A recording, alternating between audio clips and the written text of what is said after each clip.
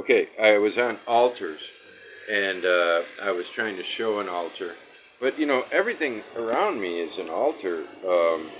When I bring my things and intentionally put them there, I've always created altars with. It's a natural thing for me, and I'm attracted to certain objects. I make certain objects. Um, Coconut, Egyptian kitsch, some kind of odd paper turned into a fez, a little paint, and we have lost the fez. Never do it without the fez on. And sometimes even a book near me. This is one that just having it around makes me feel good. Alvaro Mutis is another. Um, so I always have made altars, but without any intent other than that it feels good to have lots of monkeys around me. Feels good to have. I'm a snake lover. I love the um, the snakes that are really well made. This is very well made for a little plastic snake that they try to make feel like rubber. And there are more important ones like this stone image is a broken one, but you see the cobra protecting. I don't know if it's part of a deer or not. I don't remember, but it's made out of stone in a town of stone masons. No, artists, stone artists. It's called Mahabalipuram. It's south of Chennai by about an hour, let's say, depending on who your driver is. And definitely you don't want to get there in less than an hour because that means your driver's a maniac and roads are dangerous in India. So, altars. And what I wanted to say about altars, and I draw no conclusions because I don't want to even know about this, but I have never in my life had writer's block. If I have time, I write. And I was always a streak writer. And so paradoxically, the less money I needed, or maybe the more poor I was, the more writing I got done. If I had no job and no money, I could write all day every day, and that's how I'd finish books. Um, my first book, because I was at the Iowa Writers Workshop, I'd finished my main novel I wanted to write there, and then I started writing this other one, and I wrote it really fast, and it became the first of the Driftless trilogy, The Driftless Zone. Billy Verite was the next book. I had no job. I wrote at the back of the book, everybody who gave me money,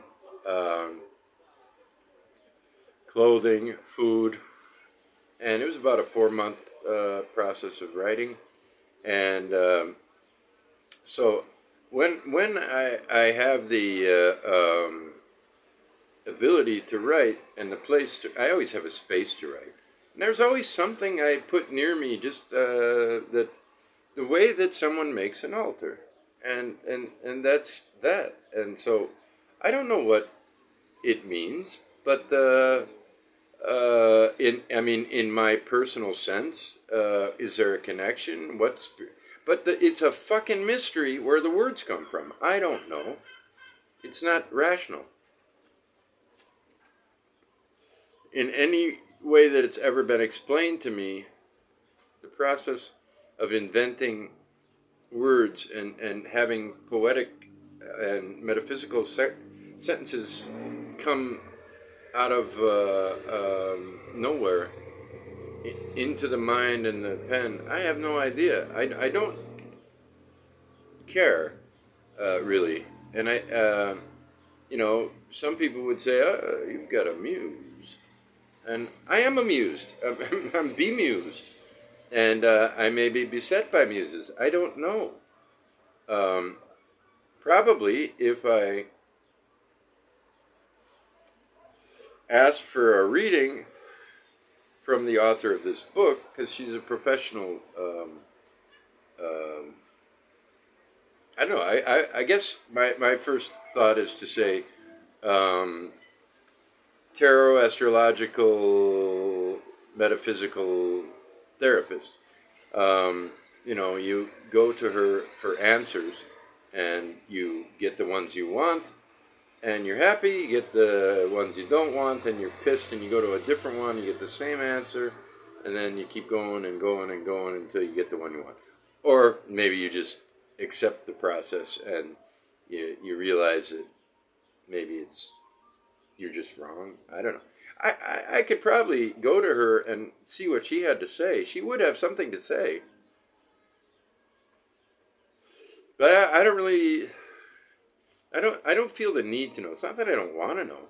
I'm not afraid of ruining anything, because nothing has ever ruined that process for me. The first novel I wrote here was in 3 weeks. It's a relatively short novel called Adriatica Deserta. Should come out in the fall in a form of a flip book with Cranberger with Monkey. I wrote that when I had broken ribs, my first year here, 2001 in the fall. I was in bed for 3 weeks, and I got an idea, and choom. Where'd it come from? I don't know. Why do I make the decisions I make? I don't know. Not good on panels. I mean, I have fun on panels, but I don't think I'm helpful. Except in that I urge writers to be completely free. And fiction writers, poets, I don't, I just think writers should be free.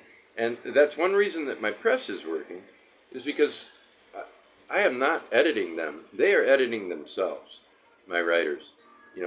I am not an editor. I am called the chief editor.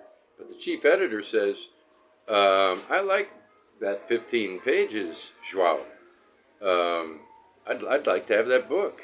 I got a strong belief that this guy is a writer. And then I find out after that he actually has written a novel or more, and has one that's translated into English.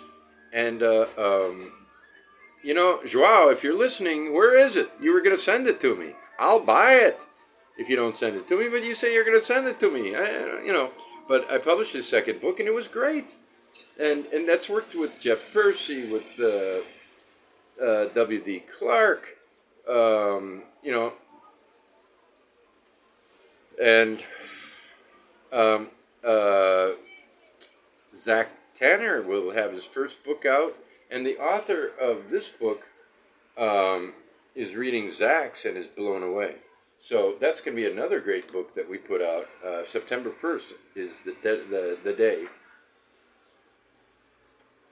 Watch for it. But before that, I invite you to consider buying this book for my reasons, or if you don't have that,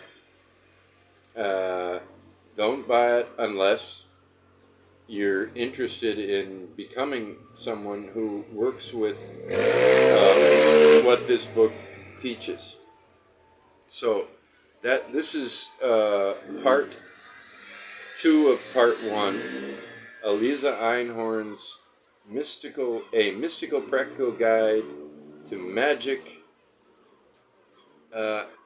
introductions for seekers, witches, and other spiritual misfits. Thank you.